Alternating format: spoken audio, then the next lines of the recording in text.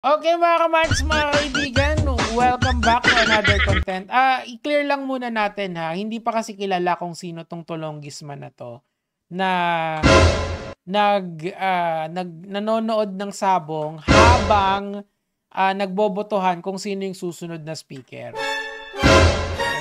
Balita ko lang, hindi daw to bumoto kay Martin Romualdez. Kaya ayun, tumalpak na lang siguro. Alam nyo ba, mag-set lang tayo ng facts dito. Salary grade 31 ang mga congressman. Grade 31. If I'm not mistaken, sila ay nakakatanggap ng around 250 to 350,000 pesos in compensation from your tax. The least they can do is kung ayaw nilang iboto si Romualdez, pwede naman silang umalis na dyan, di ba? So bakit kailangan pag tumalpak? Well, yan lang yung mga naririnig ko at nababasa ko sa comment section na mukhang nag-abstain si Kuya. Sana hindi na lang umattend. Anyway, kung kilala nyo to, sabihin nyo lang sa akin kung sino. Okay, tingnan natin dito. Ayan, tingnan natin. Ayan, oh. Busy si Manong, oh. Sino ba to? Buti nga hindi scatter yung linalaro eh. Ayan. So the who is this, 'di ba? Well, tingnan natin dito. Ito.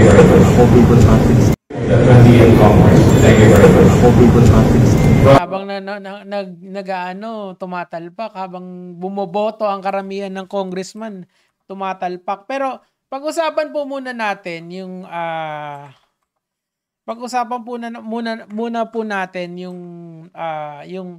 yung legalidad ng sabong. Kasi po, yung online sabong naman, legal yan noong 2020 hanggang 2022, if I'm not mistaken. Kasi nga po, sabi ni Pangulong Duterte bago siya umalis na illegal na to. Okay? Parang yan yung tinanggal niya yung legalidad ng sabong or yung online sabong kapag sa after niyang umalis. So anyone promoting, may kilala kayong influencer, po-promote pa rin ng sabong after 2022, yun po ay isang illegalista. Okay? Baka may kilala kayo, tag nyo dito sa content na to para masumbong natin sa CICC, di ba? Kasi illegal naman talaga yan eh. And ang masakit dito sa sa Tolonggisman na to, kung papanoorin nyo, ayan. Busy siya eh. Ayan. At saka parang hindi siya feed eh. Para siyang piplay. Ayan, kita mo. Or feed ba to? Hindi ko alam eh. Kasi di naman ako nagaganyan eh. Nag-promote lang ako niyan nung legal pa yan eh. Pero nung hindi na, wala na. Ayoko na. Kasi mukha ka lang tanga dyan eh. Biruin mo, pwede ka namang hindi umattend kung ayaw mong makinig eh. Mag-abstain ka na lang or magpadala mo yung abogado mo, siya yung paupuin mo doon, di ba? Pero for this person, mali naman yun na a-attend for the sake of para may attendance. Now, let's read basahin natin yung mga magaganda yung comment. Kong, madedehado po ba? Binoto nyo yan. Kung titingnan yung mabuti ang cellphone ni Kong, video yung pinapanood niya is parang galing sa messenger na sinend sa kanya. Hindi siya totally kagaya nung sa website na pag pwede tumaya full screen at side view. Pero the point is, why is she watching sabong, di ba? Ang tingin ng tao dyan, ang normal na tao dyan is parang online sabong yan, di ba? And I do believe na illegal yan, yung sabong na yan, di ba?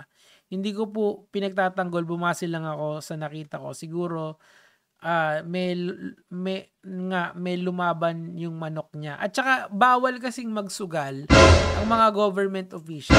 Bawal nga silang pumasok ng casino eh.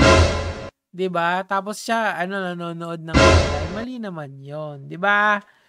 'Di ba si Erap diyan na impeach kasi nakita siyang pumapasok ng casino, illegal nga 'yan or isa sa article of impeachment niya noon, 'di ba? Kayo naman hindi ko po pinagtatanggol, bumabase lang ako sa nakita ko. Siguro nga may laban yung manok niya. At sinend sa kanya yung video ng ng laban kaya pinanood niya, parang mali pa rin. Kaya nga, exactly, mali pa rin.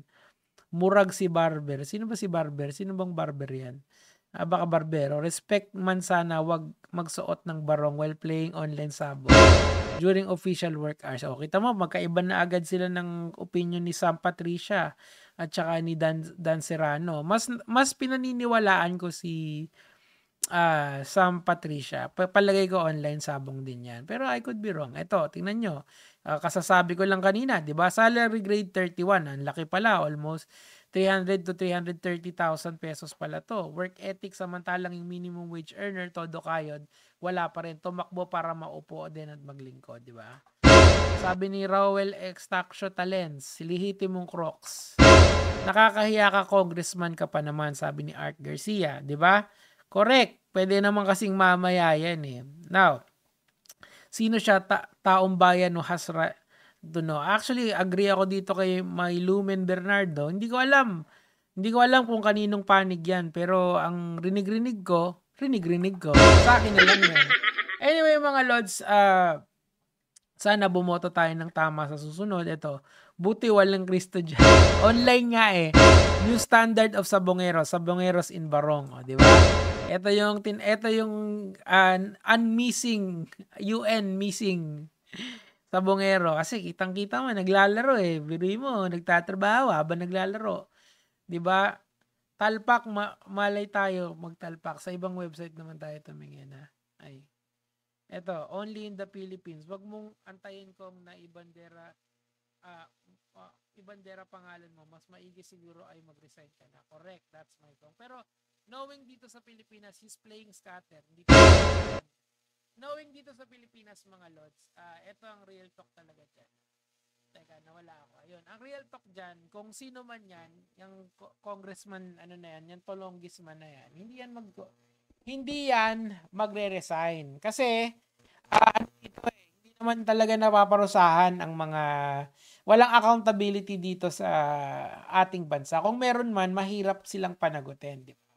Pwede niyang sabihin, wala, may nag-send sa akin, pinlay ko, pinanood ko, 4 second lang yung clip, hindi naman yun material. Kailangan mo munang patunayan kung yung materiality niyan. Ibig sabihin ba, kailangan patunayan nyo muna na talagang tumataya siya kasi magkaiba yung nanonood tsaka tumataya. Di ba? Maraming palusot yan. Marami siyang legal defense na pwedeng gawin just in case na may maghain sa kanya ng impeachment or patanggal siya ng house, di ba? Hindi ko alam eh. Hindi ko alam kung ano ang trip nitong mga tao na to. But ang point dyan, if you follow yung pagka nag-due process na yan, kulang na kulang yan. Sigurado makakaligtas yan. That's just how the system works. It is always against accountability. Kita nyo nga yung impeachment, hindi natuloy kasi nga kulang daw sa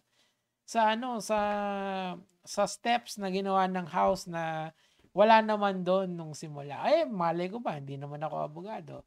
Naniniwala ako na judicial overreach yun. And eto, kahit na tignan mo yan, so pagbalik-baliktarin mo, mali pa rin na nanonood ka ng sabong habang meron kayong official function as mga congressman. Pero yun lang naman po yung today. Sige mga Lods.